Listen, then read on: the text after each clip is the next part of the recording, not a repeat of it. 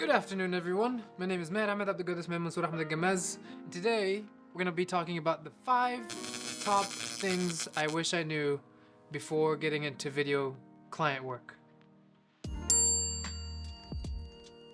So I recently just made a video with a client for the 4th time, and I like that relationship a lot when you have the same client because things start becoming easier for both parties. The client starts kind of getting an understanding of what I can do and trusts me a little bit more, and I also get a better, clearer understanding. I don't need this. This is not an actual microphone. This is a light pole. So yeah, the client starts to get to understand a little bit more about what you can do, and they trust you a little bit more. You start understanding the client a little bit more too. So over this process of doing a bunch of work with them, there's a lot of things I've been learning and things that I wish I knew the first time I was doing work with a video client. So without further ado, let's get right into it. So we're going to talk about pre-production, production, and post-production. So first, let's talk about pre-production. So one of the number one things that I wish I knew and that is so important is setting expectations. Setting expectations and communicating very clearly with the client before doing anything. Setting expectations of knowing what they want and understanding that more. Clarifying to them how difficult it is to change things last minute during production and during post-production. Communicating that clearly. The client usually doesn't know that you need to change everything around the beat of the music or whatever you're doing. They don't understand how difficult certain things are and time-consuming things are. So clarifying that with the client helps you be less frustrated and helps them understand how much effort and work you're putting into this, so they don't take it as lightly. Being very, very, very clear on deliverables. You can never be too clear on deliverables. Understanding what they have in mind, what they wish to achieve with the video, what their goals are. Sitting down with them beforehand, before even meeting on production day, so there's no stress, so you know what gear to take with you, so they know what to expect, so you know how much time it will take. And also, this allows you to get more creative. This allows you to have more freedom to kind of add your own flair and get creative with the product and the video or whatever the video is about. Ask for logos, PNG files. All these things are very useful resources, and having them in mind earlier is super useful because then you can kind of build the video around it. Another thing is going over the music. Thankfully, this client I've been working with, I'm gonna use as an example for this video.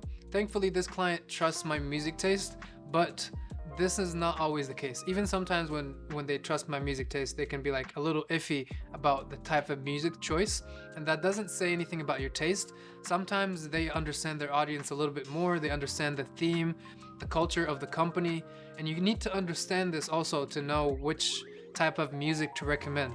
So going over the music and also selecting that before you start production is super useful, because when you're recording, when you're out there, you can start thinking of that music and imagining it and making the video in your head already before you even go to the post-production, and that could save you a lot of time too.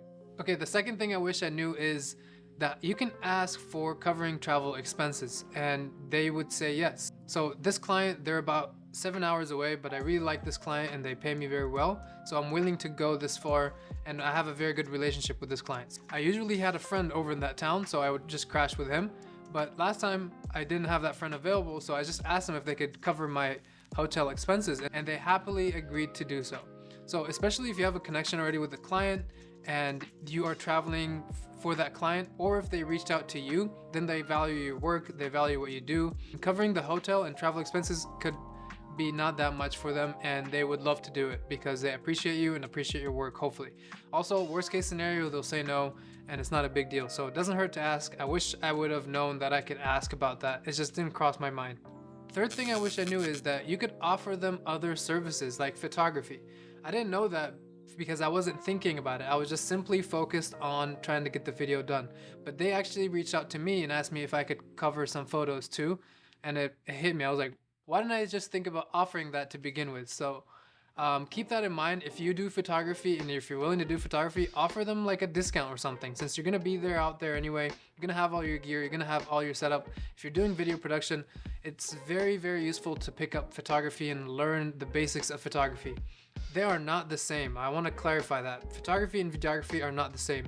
However, you can do a lot with both if you understand both. So if you know videography, it can help you a lot in your photography. If you know photography, it can also help you out a lot in your videography. So another thing I wish I knew. So I guess we're at number 3, right? We're at number 3 now? 4? The fourth thing, 4? The fourth thing I wish I knew before getting into video client work is that you should get familiar with your footage, because almost always the story kind of changes in the production room. So over here, almost always evolves into something new. So just being open to having something new show up and offer that to the client can do you a lot of benefit as well as them. So keeping their expectations in mind, you can always start to get creative in the production room.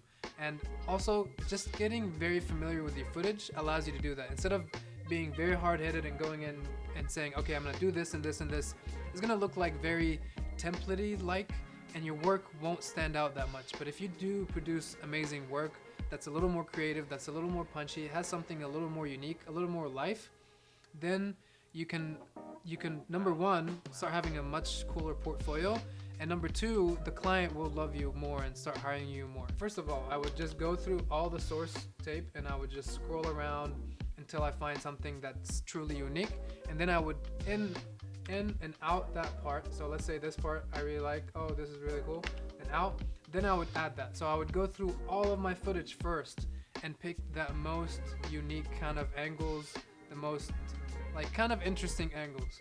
So after doing that, then I go through all that footage. So yeah, I would usually keep all that footage over here before I start editing, and then kind of start getting really familiar with your footage. Especially if you're doing like a 30-second to a minute video, you want to get the best footage possible in that minute or 30-second. You can always go back to the source footage and then find that little piece that you need, and you'll be familiar enough with your footage that you'll know where it is. So just getting familiar with the footage, I can't emphasize that enough, but it just works wonders and it helps a lot, and it makes the whole process so much easier. Okay, so the fifth and final tip that I wish I knew before getting into video client work is the way you send the footage. You don't have to send full-size files to your clients. What I realize is it's actually a lot more convenient for everyone if you just make like a smaller export. So if you go to quality and restrict that to maybe like 3,000, that makes the file size so much smaller, and you can just text it to the client or email it to the client or whatever way works. If you could text it to them, they usually prefer just seeing that so they can have a quick look at it, kind of get a review. And you can be like, hey, this is a rough draft. What do you think? Do you have any feedback? And this way you could save time exporting, importing, and sending. And it's also very convenient for them, because when you send on a Google Drive, they have to download it. And they have to have this massive file, and then they don't have space on their iPhone. And then iCloud is like, do you want to upgrade to your 7 gigabytes for $3,000? And then it's such a little thing, but it helps so much, because then you can just send back and forth and just move on with your life, and yeah, get feedback, and then go back, and then when you're done, then you can send a full size file, and then when you're ready to make it full, then you can kind of go back to 10,000 kilobytes per second. If you're interested in learning more about filmmaking and photography, I'll be making a video every single week, so stick around. Can you come and sing with me? And as a bonus for making it this far, me and Kevin are gonna sing for you guys. Baby, you're a firework! I think that's enough. Thank you everyone. Thank you everyone for tonight. Thank you everybody. If you like my content, I guess you should subscribe. Kevin said if you like this video, press like. I didn't say it, he said it. Thank you for tuning in, everybody, and have a wonderful night.